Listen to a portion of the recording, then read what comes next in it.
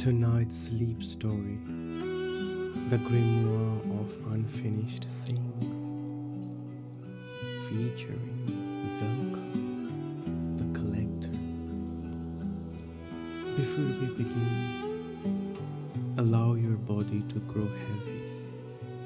Allow your breathing to slow and soften. The story is already moving towards you. You are aware of it before you understand it.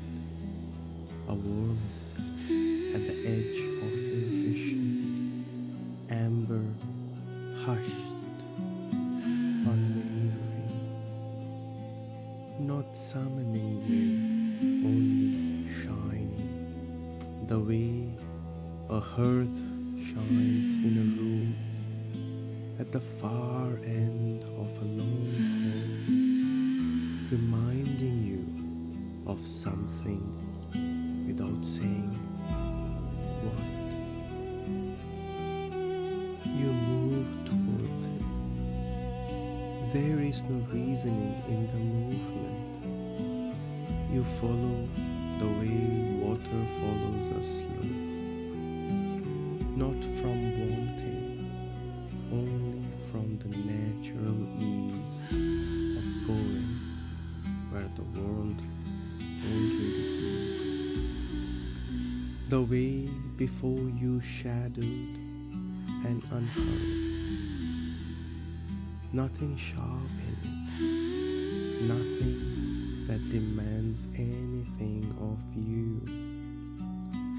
Only the smooth unfolding of one moment into the next, and the amber light ahead growing, no brighter, only nearer. And then the shadow falls away. Her dwelling is low and old and full of a lovely dimness. Stone walls worn smooth by years of hands and weather. A ceiling of dark old beams overhead. 3 flames burning on a long wooden table, slow and unwavering. Around them gathered things, arranged with a quiet care. A small glass vessel holding a single wing, a folded letter with no name on it, a bowl of smooth river stones, a wooden frame with only half its weaving finished, the loose threads hanging still. Everything here has been set down rather than abandoned. There is a difference, and the room understands it. A fire in the hearth, low orange flames, the sound of it, a long, even exhale.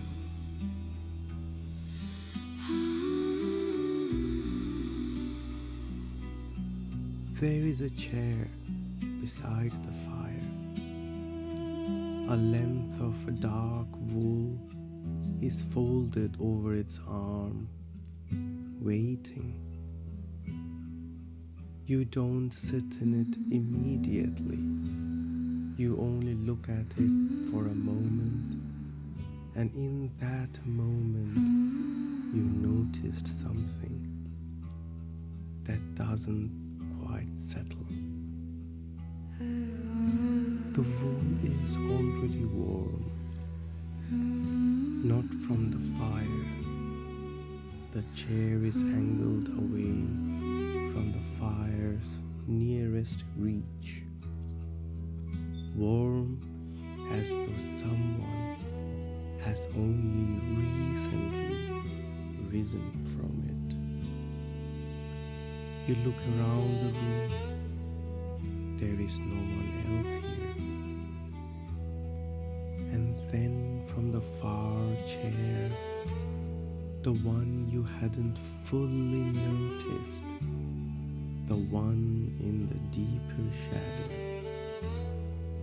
she speaks.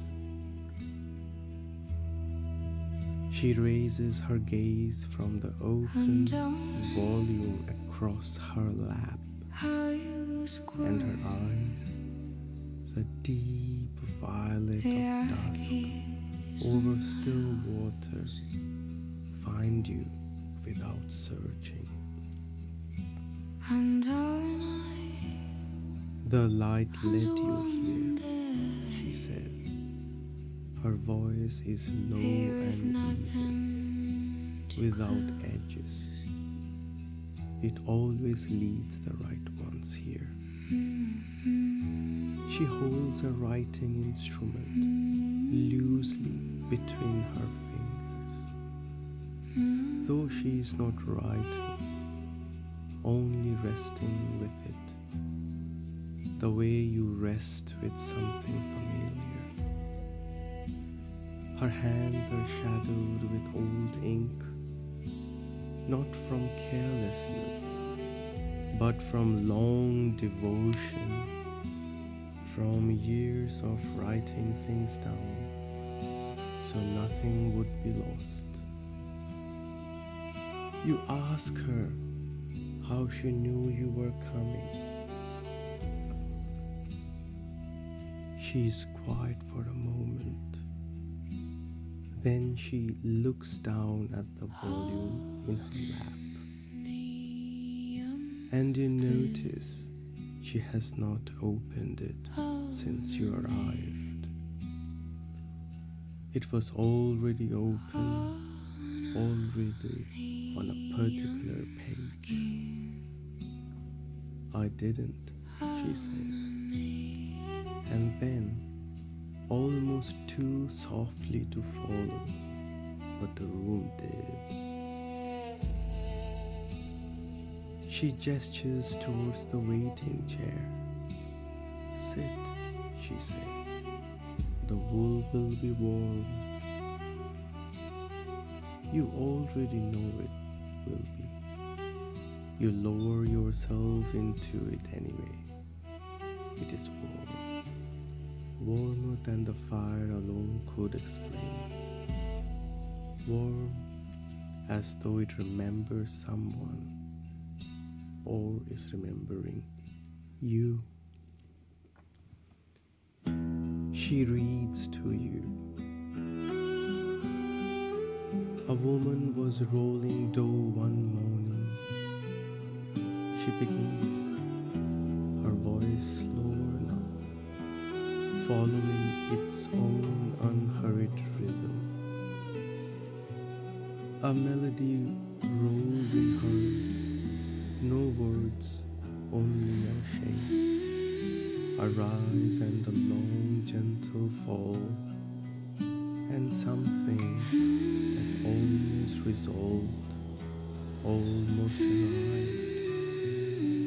She followed it for an hour. Then her daughter's voice came from another room, and the melody wandered, and she never found her way home to it again. Velka's finger moves along the margin of the page. I have it here, the rise and fall, all of it, held exactly as she left it. The warmth from the fire moves through the wool, through your hands, through the long, slow middle of you. A man spent many winters shaping a door from an old elm. She goes on. He never hung it. It stands in his granddaughter's barn, still, leaning against the far wall.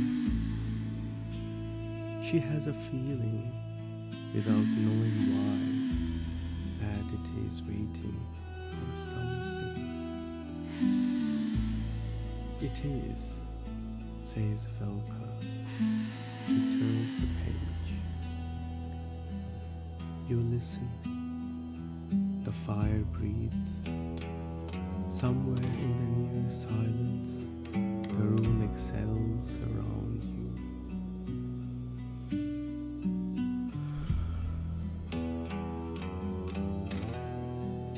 And then, without meaning to, your gaze moves to the long table. The glass vessel is different. You are almost certain, that when you arrived, it held a single being. Now it holds two. You look at it for a long moment. The flames on the table do not waver. The vessel sits exactly where it sat before. But there are two wings now, pressed together as though in sleep. You look at Velka. She is still reading, her eyes on the page. You look at the folded letter. It was addressed to no one when you first saw it. Now it has your name on it. Although you can't read it from here, the fire's light does not reach that far. But there is writing where there was none before, and it has the shape of a name, your name. Some parts of you feels, though you don't let yourself think that fully. You turn back to Velka. She is still reading, she says, without looking up. You realize a moment later that she used the wrong word. She said, she, not I. She. You don't ask. The warmth is too deep now for asking. You let it go, and the fire breathes, and Velka reads on. The reading and the speaking weave together gradually, without a seam.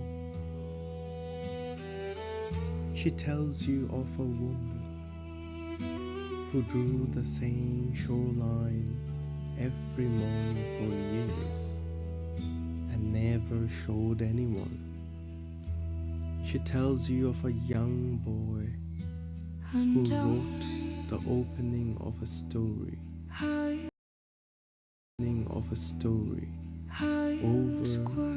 and over, never moving beyond the first 3 lines. Not from failure, but because he loved beginnings more than anything else, and saw no reason to leave them. Doesn't it sorrow you? You hear yourself say. Your voice is low, soft. All those things that never found their ending. She's quiet for a moment. The firelight moves in her eyes. An ending seals a thing, she says, but something unfinished remains open. goes on being possible. She looks at you fully, without demand, with the unhurried quality of someone who has nowhere else to be. I find that rather more beautiful than most endings. The fire has gone lower now, deeper orange. The room feels closer, though nothing has moved. Nothing has moved. And yet, your gaze shifts and drifts to the wooden frame in the corner, the one with the unfinished weaving, the loose threads hanging still. It was half finished when you arrived. It is further along now. Not much, only a few rows. But the threads that were hanging loose are no longer loose. They have been drawn through carefully in a pattern that follows the one already there, as if someone has been working at it slowly in the long intervals between your looking. There is no one near the frame. There has been no sound of it. And yet, you look at Velka. This time, she's already looking at you.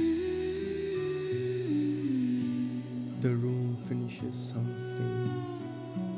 Sometimes, she says, simply, as though this is not strange, as though this is only how things are here. When it feels the time is right. Has it always done that, you ask? She considers. Only for the ones who stay long enough. Only for the ones it recognizes. You think about that. The fire breathes. Your hands are very heavy now, and the wood is very warm, and the room goes on being what it is, ancient and unhurried, and full of a mystery that does not feel like danger, only like depth. She lowers the grimoire to her lap. There is an entry for you, she says, after a long and generous silence. In mine, the one I hold for my own. What does it say, you ask? Come and see. She holds it open towards you. You lean forward, slowly through the amber warmth of the room.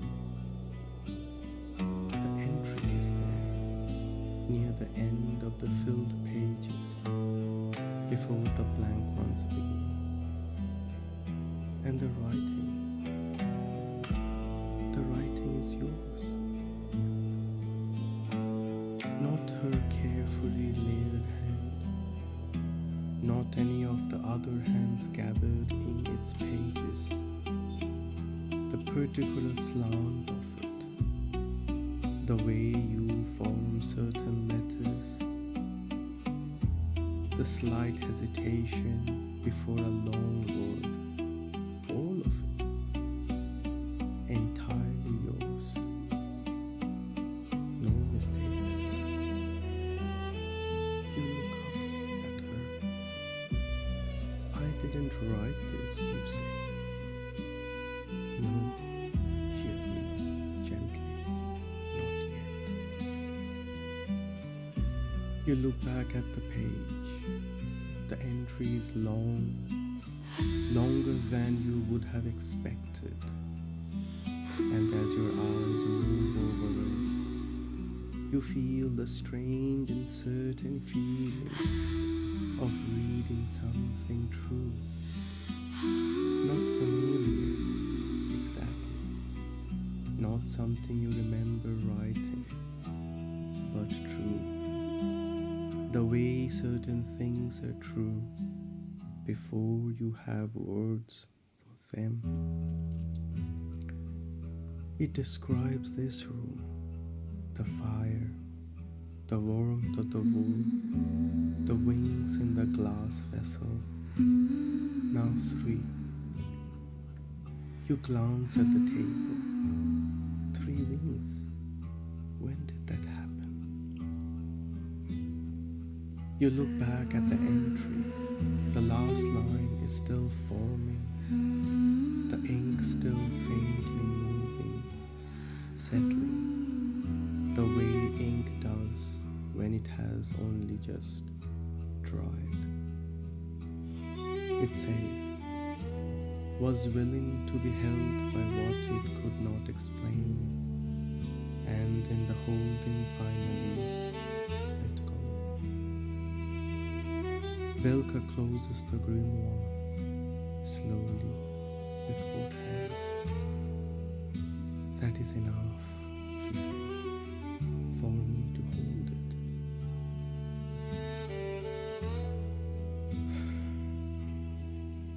The room has gone very warm. Your hands are heavy and slow. Your shoulders have dissolved into the chair. The wool is no longer something separate from you.